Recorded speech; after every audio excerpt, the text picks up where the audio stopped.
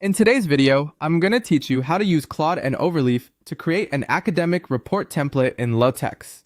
This is a quick and practical workflow that helps you go from a simple prompt to a fully formatted report layout that you can preview as a PDF. If you need a clean academic structure for a paper, project, or formal write-up, this method can save a lot of time and give you a strong starting point. To begin, open Claude and ask it to generate a complete LaTeX document template for an academic report on your chosen topic.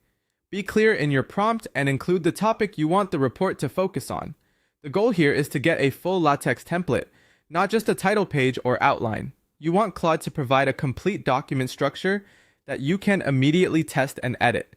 This usually includes the document class, packages, title section, headings, and sample content organization that matches an academic report style. Once Claude generates the template, carefully copy the LaTeX code it gives you. Make sure you copy the full document from beginning to end so nothing is missing.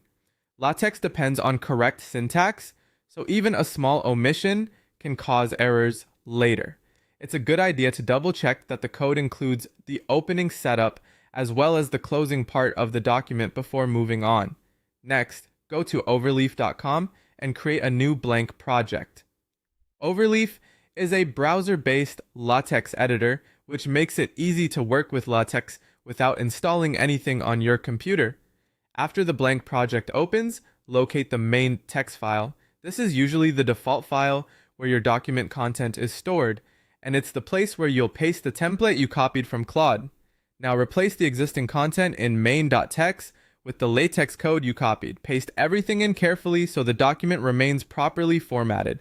After that, click Recompile. Overleaf will process the LaTeX file and generate a formatted PDF version of your academic report template.